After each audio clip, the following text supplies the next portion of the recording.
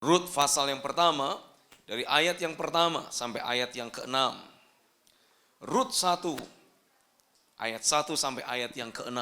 Kalau semua sudah mendapatkannya, saya ajak untuk kita bisa baca bersama-sama 6 ayat firman ini dengan suara yang keras. Mari kita akan baca dengan serempak 1, 2, 3. Pada zaman para hakim memerintah, sudah ketemu semua? Halo, ada orang di sini? Oke, Rut pasal yang pertama, susah cari Rut ya. Lebih gampang cari McDonald. Oke, Rut pasal yang pertama, ayat yang pertama sampai ayat yang ke-6. Sudah ketemu? Udah ketemu? Saya mau saudara belajar terus berikan respon terbaik saudara, amin? Oke, ayat yang pertama sampai ayat yang ke-6. Pada zaman para hakim memerintah, ada kelaparan di tanah Israel. Lalu pergilah seorang dari Betlehem Yehuda beserta istrinya dan kedua anaknya laki-laki ke daerah Moab untuk menetap di sana sebagai orang asing. Nama orang itu ialah Elimelek dan nama istrinya Naomi dan nama kedua anaknya Mahlon dan Kilion. Semuanya orang-orang Efrata dari Betlehem Yehuda. Dan setelah sampai ke daerah Moab, diamlah mereka di sana.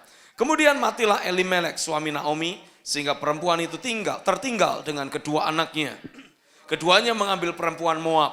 Yang pertama bernama Orpa, yang kedua bernama Rut. Dan mereka diam di situ kira-kira 10 tahun lamanya. Lalu matilah juga keduanya, yakni Mahlon dan Kilion. Sehingga perempuan itu kehilangan kedua anaknya dan suaminya.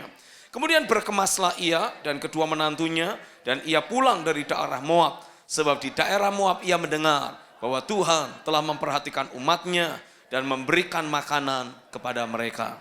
Amin. Selama beberapa waktu terakhir ini kita banyak terus mendengar Tuhan menuntut kita, Tuhan menuntun kita. Untuk kita tahu bagaimana cara berjalan di dalam roh, hidup di dalam roh.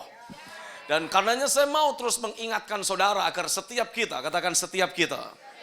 Sekali lagi, setiap kita. Tanpa terkecuali setiap kita bisa terus berjalan mengikuti tuntunan roh, kita hidup oleh roh. Amin. Apapun pesan firman yang Tuhan mulai berikan kepada kita, itu yang harus terus kita perkatakan. Apa yang kita yakini dari firman yang Tuhan beri, itu yang terus kita perkatakan. Itu yang terus kita deklarasikan. Sehingga dengan demikian kita bisa mulai men-setting jalan berpikir kita. Dan kita bisa mulai mempengaruhi kondisi emosi dan keadaan batin kita masing-masing. Pastikan saudara menyadari bahwa hal kerajaan sorga bukan masalah aspek makanan, minuman, atau aspek lahiriah lainnya. Tapi ini berbicara tentang kebenaran. Berbicara tentang damai sejahtera dan sukacita oleh Roh Kudus. Artinya pastikan dari waktu ke waktu di dalam batin kita bisa merasakan the right standing before God. Tidak ada tuduhan, tidak ada rasa bersalah, tidak ada rasa tidak layak yang terus berkecamuk dalam batin kita. Kenapa? Karena kita terus selaraskan hidup kita dengan kebenaran. Kebenaran akan memerdekakan kita. Kebenaran akan membebaskan kita dari berbagai konflik batin. Halo, amin. Sehingga sebagai akibatnya saudara jadi memiliki keberanian iman untuk terus melangkah masuk dalam hadirat Tuhan dan menikmati anugerah kapanpun kita membutuhkannya. Halo, amin. Dan hal kerajaan sorga juga berbicara tentang damai sejahtera dan sukacita oleh Roh Kudus.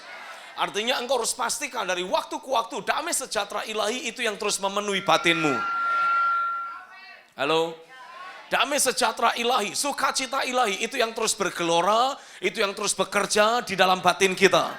Salah satu karakteristik ciri yang paling menonjol yang memberitahukan kepada kita apakah kita sedang ada di dalam hadirat Tuhan, apakah kita sedang ada berjalan di dalam roh atau mulai kembali berjalan dalam daging adalah dengan engkau menguji batinmu. Apakah engkau terus nikmati damai sejahtera dan sukacita oleh roh? Selama damai sejahtera dan sukacita ilahi terus mengalir dalam hatimu, engkau tahu, engkau aman. Engkau ada dalam hadiratnya. Tapi ketika damai sejahtera mulai seperti hilang dari hidup kita, itulah saatnya saudara harus ambil waktu puasa. Itu saatnya engkau harus mulai menguji dirimu kembali. Memeriksa di mana titik kekalahan kita, di mana titik kesalahan kita.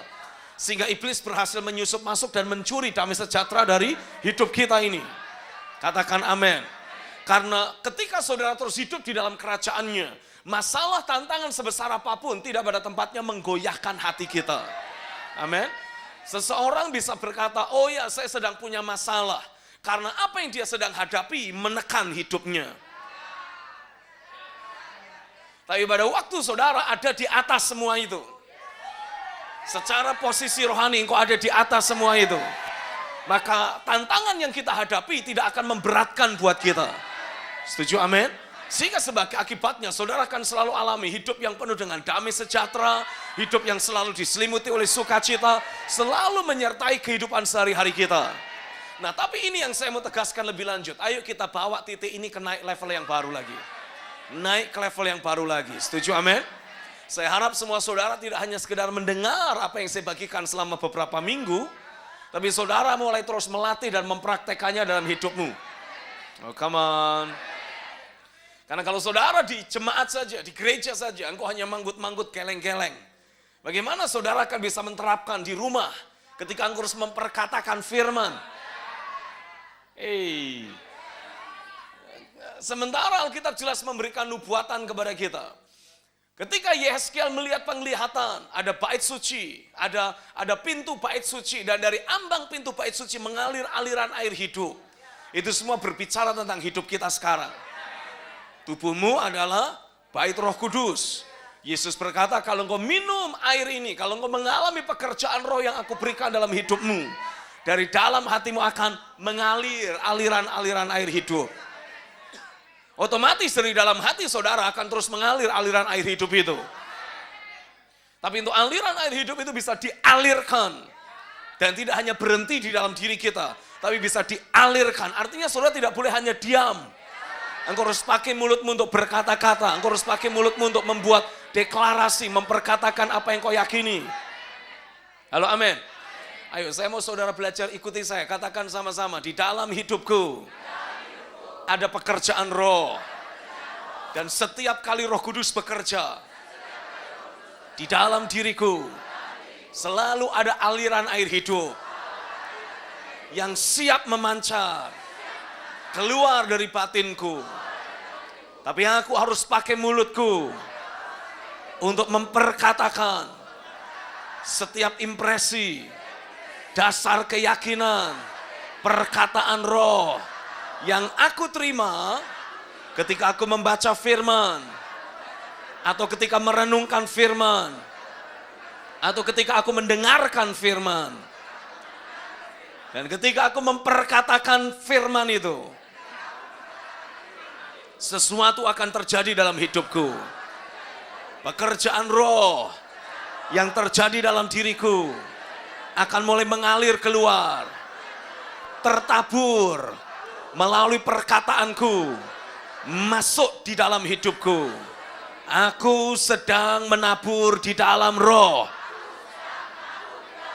melalui perkataan iman, melalui deklarasi firman yang aku lakukan. Dan setiap kali aku menabur, aku pasti menuai. Ketika aku menabur di dalam roh, aku memperkatakan firman. Aku memperkatakan apa yang aku yakini. Aku sedang menaburkan firman dengan kuasa roh ke dalam tanah hatiku. Dan apa yang aku tabur, pasti aku tuai. Ketika aku menaburkan firman, aku akan menuai iman. Aku akan menuai kasih. Aku akan menuai damai sejahtera. Aku akan menuai sukacita. Aku akan menuai keakuratan terjadi dalam hidupku.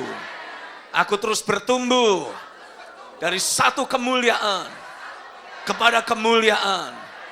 Dari satu titik rohani naik ke posisi rohani yang lebih lagi. Itulah yang aku alami ketika aku deklarasikan firman. Dan apa yang aku lakukan sekarang, mengubahkan posisi rohaniku, memberi aku pengertian, memberi aku kesadaran bahwa posisi rohaniku sedang mengalami perubahan, sedang ditarik naik. Bahkan saat ini, ketika aku berkata-kata, Roh Kudus bekerja di dalam hatiku. Amin. Sudah percaya itu? Begitulah cara kita membuat deklarasi. Oh, come on. Tadi saya mengutip ayat firman dalam Yohanes pasal yang keempat. Saya mengutip ayat firman di dalam kitab Yehezkiel 47. Lalu kemudian saya mengajak untuk saudara mempraktekkan bagaimana cara membuat deklarasi. Begitulah cara kita melakukan deklarasi firman. Nah, saya percaya ketika saudara membuat deklarasi itu dengan penuh keyakinan. Bukan dengan pikiran kosong. Tapi apa yang saudara ucapkan, saudara sambil imajinasikan. Dan saudara mengucapkannya dengan penuh keyakinan. Sesuatu sedang terjadi dalam hidupmu. Amin. Karenanya saya mau semua saudara terus belajar melatih dirimu untuk tidak hanya sekedar berdiam diri, tapi mulai memperkatakan firman. Pakai mulutmu untuk berkata-kata. Come on, katakan amin. Semalam saya bincang-bincang dengan Gideon dan sempat kita terlibat pembicaraan tentang tinju. Karena salah satu saudara dia baru memenangkan kejuaraan tinju Asia Pasifik. Jadi menjadi juara Asia Pasifik. Ketika itu dia lakukan di Bali. Nah, kemudian dia bertanya, mengajukan sebuah pertanyaan. Dedi, apakah dalam dunia olahraga memperkatakan firman atau membuat deklarasi itu sangat esensial, sangat penting? Saya jawab, oh ya, sangat penting sekali. Lalu tiba-tiba saya teringat ketika tahun 1974 yang lalu pernah diadakan sebuah pertandingan tinju yang sangat legendaris antara Ali melawan George Foreman. George Foreman pada waktu itu sedang memegang juara tinju kelas berat. Juara tinju dunia kelas berat. Dan ketika dalam latihan dia sudah menunjukkan kecanggihan dia dan kekuatan pukulannya. Sansak itu apa namanya? Sansak betul kan? Sansak itu ketika dipakai latihan, dia pukulin begitu. Setelah kira-kira 45 menit selesai dia pukulin, itu sansaknya berlubang. Jadi sudah bisa bayangkan kekuatan pukulan yang dia punya. Sansak itu keras. Tapi ketika dia pakai untuk latihan, dia pukul-pukul begitu. Selesai kira-kira 45 menit, itu sansak berlubang. Tapi Ali, dia berkebalikan. Dia tidak peduli dengan apa yang ditunjukkan oleh para wartawan terhadap lawannya. Dia terus bicara mengucapkan kata-kata yang membangkitkan semangatnya dan membakar kemarahan lawannya. Tujuannya memang sengaja untuk kemudian ketika dalam pertandingan lawan menjadi terbakar emosi. Dan ketika lawan mulai terbakar emosi, disitulah titik lengah akan muncul. Dan dalam pertandingan itu memang ditunjukkan. Bahkan di ronde ke-8 sebelum George Foreman jatuh KO.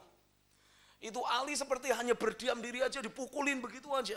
Tapi dalam salah satu cuplikan tayangan yang pernah saya lihat ketika wawancara dilakukan, Ali bilang itu adalah taktik yang dia buat. Jadi dia sudah mengukur kekuatan lawan dan dia sengaja pasang badannya sebagai sansak untuk mematahkan semangat tempur dari lawannya. Jadi sementara dia dipukulin, dia justru ngoceh sendiri, ayo tunjukkan kekuatanmu. Cuman segitu doang.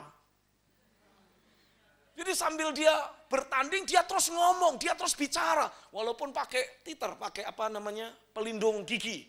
Karena kan kalau tinju dihajar gitu kan, giginya bisa rontok. Makanya dia pasang titer. Tapi walaupun sambil dia menggigit titer, dia terus bicara, come on, it's all that you got. Gitu. Dia ngomong terus, manas-manasin lawannya. Jadi dalam keadaan lelah karena setelah 8 ronde berlangsung dan sepertinya lawan tidak bisa dijatuhkan juga, dia mulai kelelahan, udah gitu mulai dipancing kemarahannya, ada satu titik lengah yang langsung muncul dan itu dimanfaatkan oleh si Ali. Hanya dalam 2-3 kali pukulan, jatuh KO. Dari situ kita belajar sesuatu, saya belajar sesuatu. Bahkan dalam dunia olahraga, memperkatakan apa yang diyakini, itu memiliki peranan yang sangat penting sekali. Kitab Amsal 18 kembali memberikan penegasan buat kita. Mati hidup seseorang ditentukan oleh lidahnya. Engkau akan memakan buah dari apa yang kau ucapkan. Karenanya saya mendorong untuk semua saudara terus belajar memperkatakan apa yang engkau yakini. Kawan, katakan sama-sama, mulai hari ini aku akan terus perkatakan setiap firman yang aku terima untuk mengubahkan, untuk menantang, untuk mempengaruhi kondisi sekelilingku. Apa yang aku perkatakan tidak hanya menguatkan diriku, tapi akan mengubahkan, akan mempengaruhi apapun yang aku hadapi. Sehingga fakta akan bisa berubah dengan kuasa kebenaran. Amin.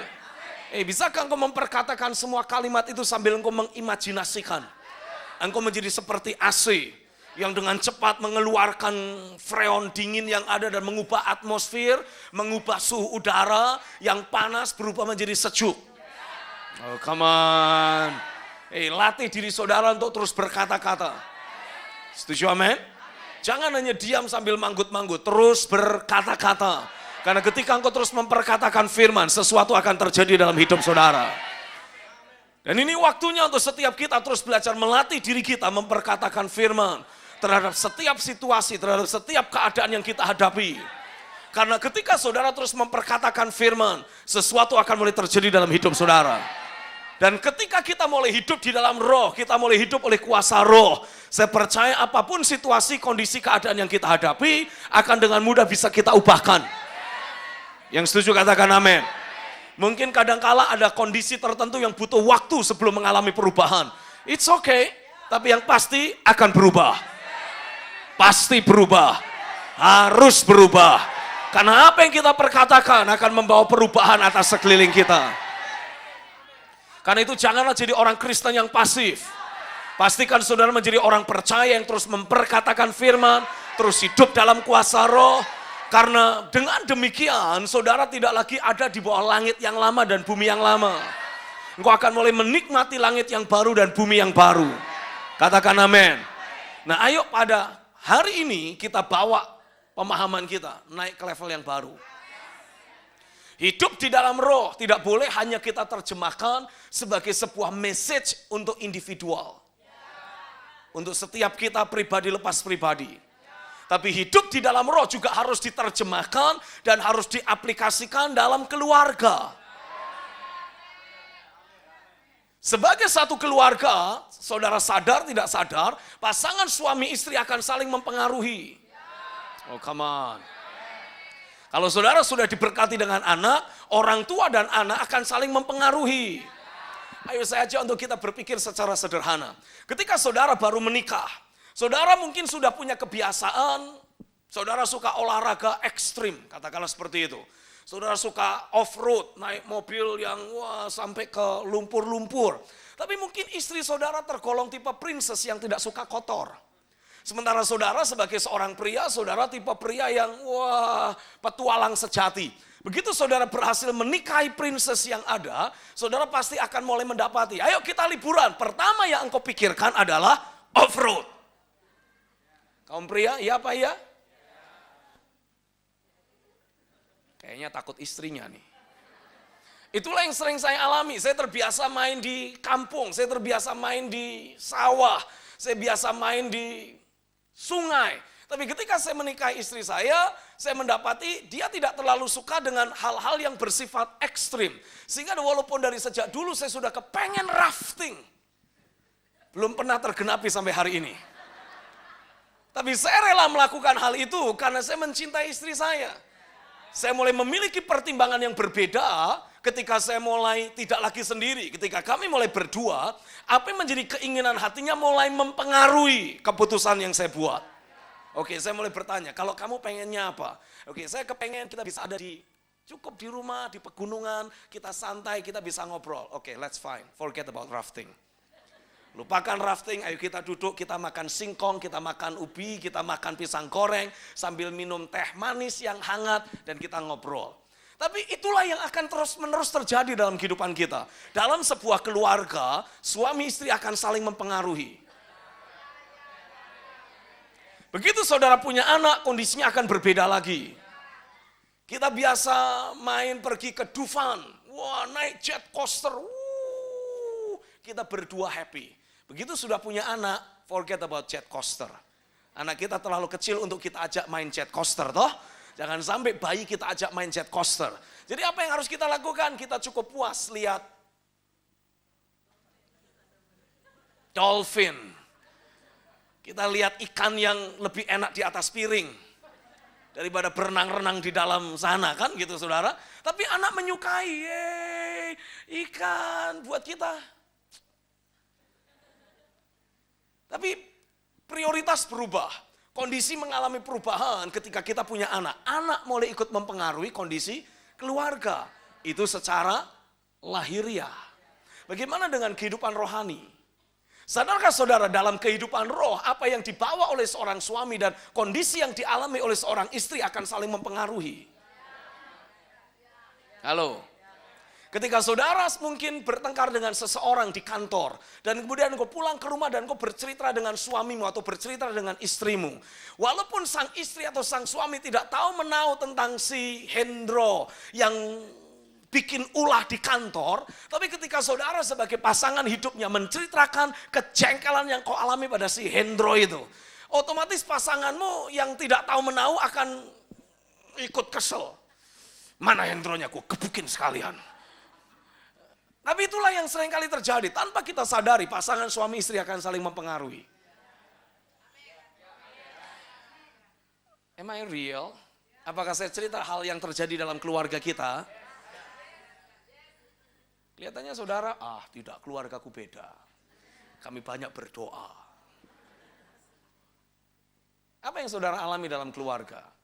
Pasangan suami istri akan saling mempengaruhi. Ada orang di sini? Ketika anak saudara masih kecil, ketika anak saudara sudah mulai remaja, ketika anak saudara sudah ada dalam fase pemuda, kondisinya akan berbeda lagi. Bagaimana mereka saling mempengaruhi akan saling berbeda satu sama lain. Oh come on. Saya percaya salah satu alasan kenapa kitab Rut menceritakan Naomi bersama dengan Elimelek mengambil keputusan untuk pergi dari Bethlehem Yehuda. Saudara bisa buka lagi Alkitabnya? Halo? Saya percaya alasan Naomi, Elimelek, lalu dua anaknya bersama-sama pergi ke Moab dan menetap di sana sebagai orang asing karena sedang terjadi kelaparan di tanah Israel, di Bethlehem Yehuda. Pasti tidak lepas dari diskusi dari pasangan suami istri yang ada. Mereka saling mempengaruhi. Saya tidak tahu, mungkin jangan-jangan Elimelek yang justru berusaha untuk bertahan di Bethlehem Yehuda. Tapi Naomi sebagai seorang wanita, sebagai seorang istri, sebagai seorang ibu yang tiap hari harus memasak bagi keluarganya.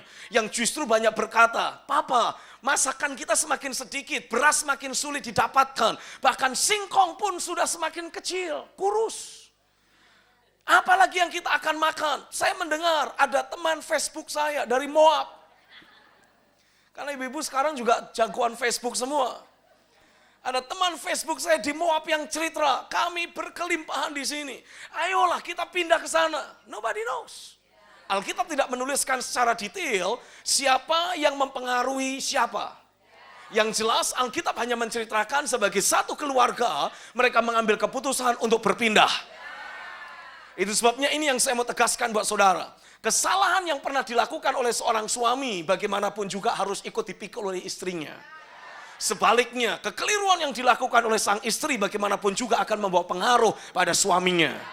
Itu sebabnya tidak bisa tidak sebagai pasangan suami istri, sebagai satu keluarga, ayo kita pastikan kita masing-masing berjalan secara akurat. Masing-masing kita hidup secara akurat. Karena bagaimanapun juga, kekeliruan yang pernah dilakukan oleh seorang suami atau seorang istri, pasti akan membawa efek pada pasangannya. Karena saudara sekarang satu keluarga, saudara sekarang satu perahu yang sama. Nah, kalau saudara masih punya anak yang kecil, mungkin mereka tidak bisa membuat banyak hal. Tapi mereka akan menjadi bagian dari korban. Apa yang saudara lakukan, apa yang saudara putuskan, akan mempengaruhi anak-anakmu yang masih kecil. Halo, amin. Tapi ketika anak saudara mulai menginjak usia remaja, anak saudara mulai menginjak usia pemuda, apa yang mereka lakukan juga akan mempengaruhi hidupmu sebagai orang tua. Itulah sebabnya dari sejak awal firman Tuhan memberikan penegasan, hai orang tua, didiklah anakmu di jalan yang sepatutnya.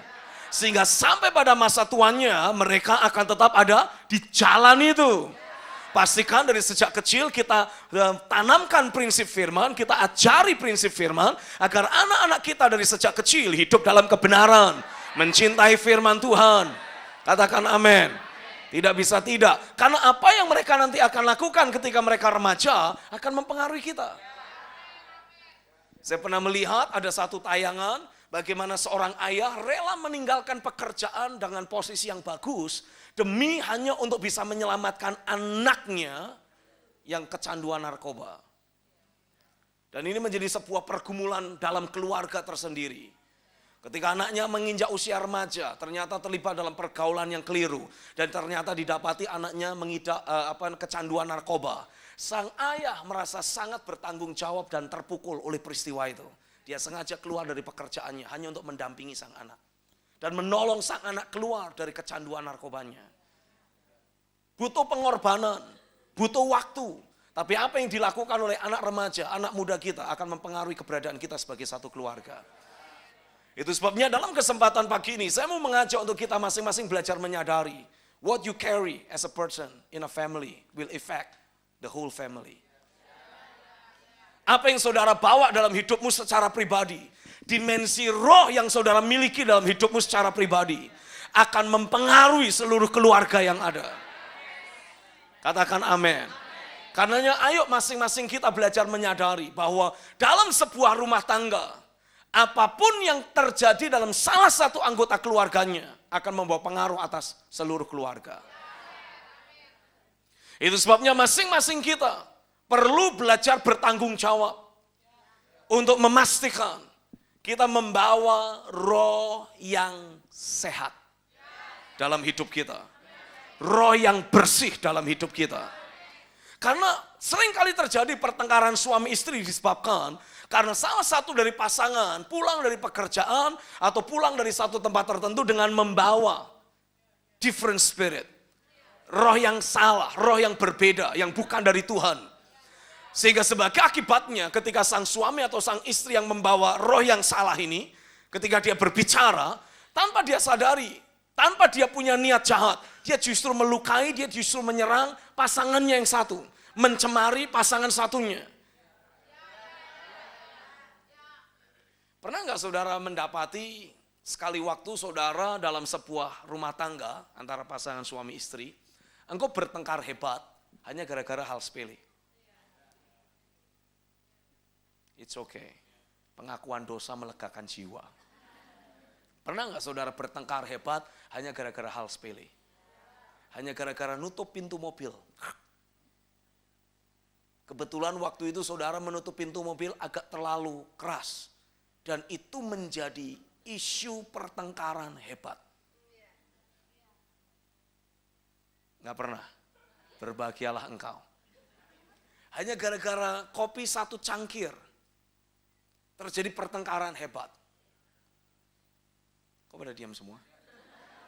Apakah ini sesuatu yang justru malah sering terjadi makanya sudah diam semua?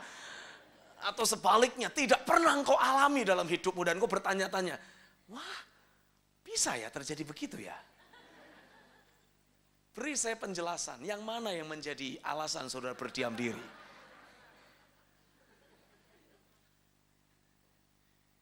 Hanya gara-gara cara saudara mencet odol.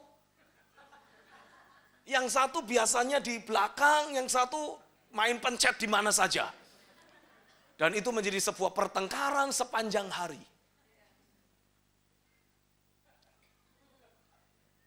Aneh ya? Tapi itulah kenyataan yang banyak terjadi dalam keluarga. Sudah sadar apa alasannya, apa sebabnya? Ketika sekali waktu Tuhan mengajarkan prinsip ini buat saya, Tuhan menunjukkan dalam sebuah gambaran. Dalam gambaran yang Tuhan tunjukkan, Tuhan menunjukkan ada sepasang suami istri yang tanpa mereka sadari, mereka seperti diduduki dan dikendalikan oleh satu roh tertentu yang menduduki punggung mereka, bahu mereka. Dan ketika sang suami mengucapkan sesuatu, ini roh jahat, roh dunia, sengaja menginspirasi si suami untuk mengucapkan sesuatu dengan tujuan untuk menyakiti pasangannya. Tapi sang suami tidak sadar bahwa apa yang dia ucapkan akan menyakiti. Dia hanya mengekspresikan emosi yang dia rasakan. yang sumbernya dibuat oleh roh dunia ini. Tapi tujuan maksud dari roh dunia memang sengaja untuk melukai pasangannya. Sementara dalam diri pasangan ketika dia sedang santai biasa begitu, tidak ada apapun yang menduduki bahunya. Tapi ketika dia mulai meresponi perkataan suaminya, perkataan istrinya yang negatif, tiba-tiba seperti ada entah dari mana, seperti ada makhluk yang sama yang menduduki si istri atau si suami yang meresponi perkataan negatif tersebut. Dan sama seperti saudara pernah melihat orang adu jangkrik? Saya nggak yakin nih, orang Jakarta pernah lihat jangkrik, nggak yakin. Istilah bahasa Inggrisnya, I don't believe that kids in a big city, they ever sees cow, they only sees beef. Nggak yakin deh anak-anak pernah lihat kebo gitu, sapi gitu, yang mereka lihat dagingnya. Nah, sama, saya nggak yakin. Saudara pernah lihat jangkrik kan? Pernah main adu jangkrik? Nggak pernah. Oke. Tuhan pakai masa kecil saya untuk menjelaskan saya sesuatu. Saya suka main adu jangkrik. Nah, saya melihat bagaimana roh dunia memanfaatkan momen yang ada itu dalam sekejap untuk kemudian mengadu pasangan suami istri yang ada seperti kita mengadu jangkrik. Sengaja dikilik-kilikin yang sini untuk kemudian mulai berbunyi. Krik, krik, krik, krik, krik. Dan kemudian mulai melangkah maju. Tujuan dari si jangkrik merangkak maju sebetulnya untuk menyerang dari mainan yang kita pakai untuk kilikin itu jangkrik. Tapi jangkrik yang satu merasa terancam. Dan kemudian dia mulai menyerang balik. Karena dia pikir, wah ini jangkrik mau nyerang saya nih. Jadi dia kemudian mulai menyerang balik. Dan terjadilah pertengkaran di antara dua jangkrik itu. Pertempuran terjadi.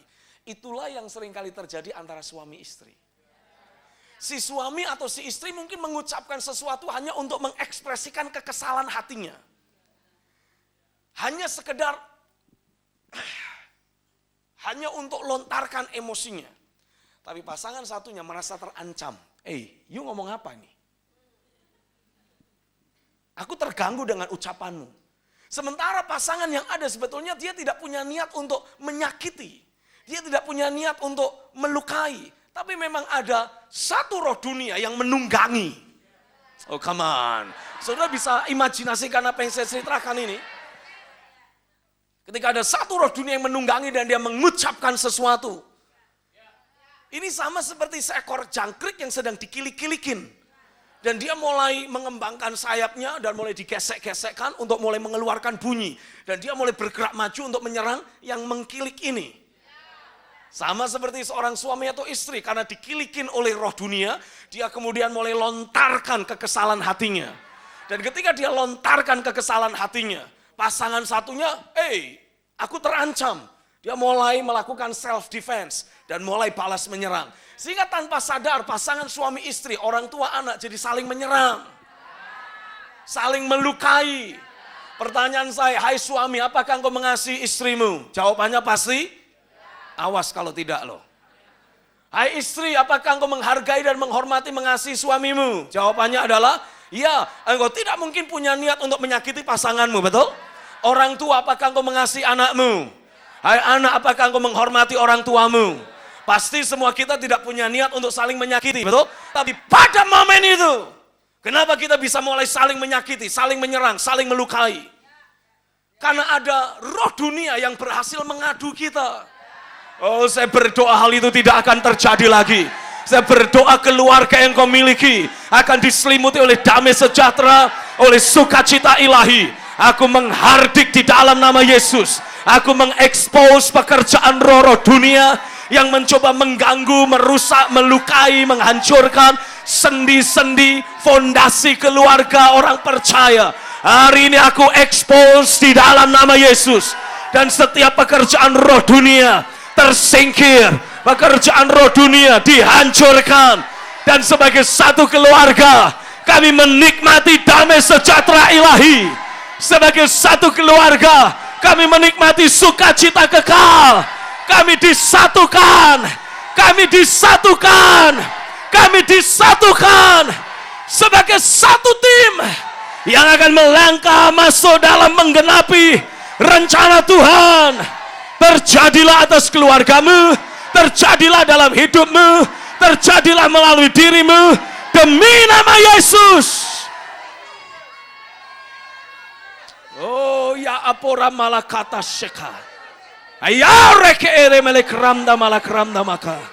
Aku berdoa pada pagi hari ini, segala jenis luka, segala jenis usaha-usaha musuh untuk melukai dan menggoncangkan fondasi dari keluarga-keluarga jemaat, hari ini aku ubahkan rancangan jahat mereka, aku ubahkan menjadi kebaikan bagi setiap kami jemaat Tuhan. Hari ini aku berdoa bagimu yang mendengar rekaman ini, yang melihat tayangan ini. Roh Kudus yang sama yang sedang bekerja di tengah-tengah kami akan bekerja juga dalam hidupmu. Dan terjadilah demi nama Yesus, roh membaharui, roh mengubahkan, roh meningkatkan intensitas kasih, intensitas penerimaan, intensitas pemahaman, pengertian, saling menerima satu sama lain dalam keluargamu. Terjadilah demi nama Yesus. Aku lepaskan spiritual covering, aku lepaskan pengayoman rohani, aku lepaskan tudung ilahi yang menjagai, menudungi, mengayomi kehidupanmu dan keluargamu, sehingga hanya damai sejahtera, hanya sukacita ilahi, hanya kemenangan, hanya terobosan, hanya perubahan yang terus terjadi dalam hidupmu demi nama Yesus.